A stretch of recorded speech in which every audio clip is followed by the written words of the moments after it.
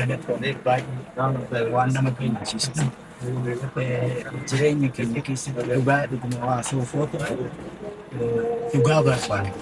Dhugaa kana immoo argannee haala kanaan ta'anii keessummeessuu isaanii dhugumtillee dhugaan sun hafee yookiin immoo deebiin keenya sun illee hafee akkaataa kanaan ta'anii haala naamusa qabu.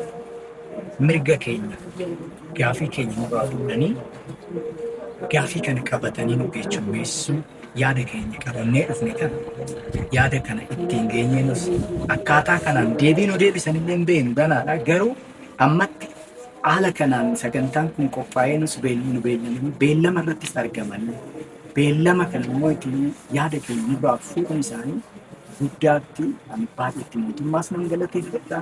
Dabalata isaanis nan galateeffadha.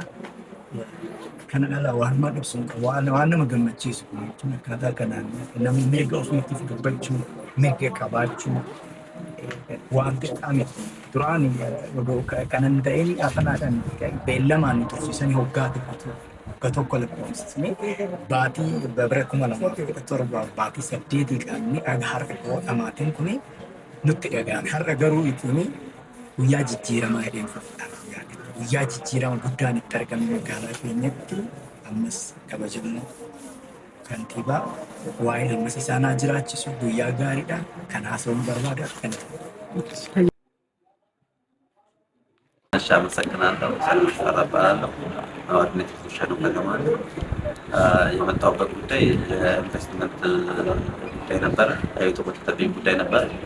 አሁን በተቋቋመው ኮሚቴ መሰረት ሁሉም ኮሚቴው ተገናኝተው የህዝቡን ጉዳይ እኔ ብቻ ሳይሆን የህዝቡን ጉዳይ አይተው ውሳኔ ለመስጠት እንደዚህ ቁርጠኛ ሆኖ በመገኘታቸው ደስ ብሎኛል እና ሊቀጥል ይገባል የሚበረታታ ነው። በእውነቱ እኔ እንደው ቢሳካልኝም ባይሳካልኝም ጉዳይ በመሰማቱ ደስ ብሎኛል። አመሰግናለሁ።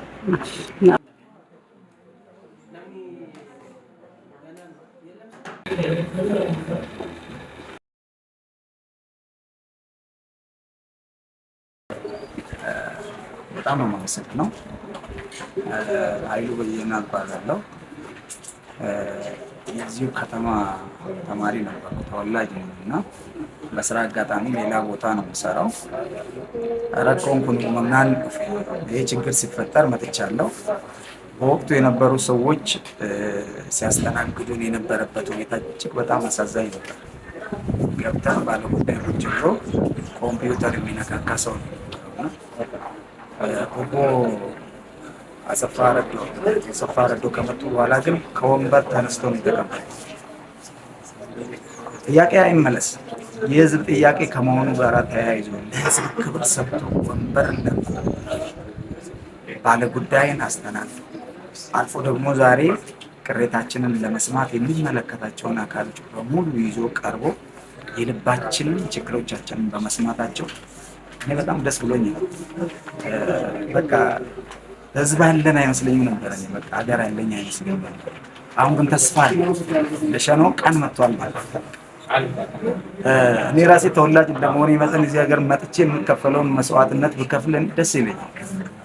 ህዝባችን ላይ እየደረሰ ያለው ነገር በጣም አሳዛኝ ስለሆነ የምናውቀውን ነገር እንደማናቅ አድርጎ የቆጠርነው ፊደል እንኳን እንደማይጠቅመን አድርጎ እየተሸነገለን ስለሆነ እኔ ዛሬ ያየሁት ለውጥ በጣም ትልቅ ለውጥ። እግዚአብሔር ይስጣቸው፣ እግዚአብሔር ይባርካቸው፣ በዚህ ይቀጥሉ የሚል አስተያየት ነው። አመሰግናለሁ። እንደዚህ ተቀምጠው አገልግሎት በማግኘቴ አንድ በጣም ደስ ብሎኛል። ሁለተኛ ደግሞ እዛው ቢሮ መሬት አስተዳደር እንጂ ምንም አይነት ነገር መንገላታት አልተበሰም። በዛሬ ተቀምጠው በዛሬው ዕለት አይደለም ውሳኔ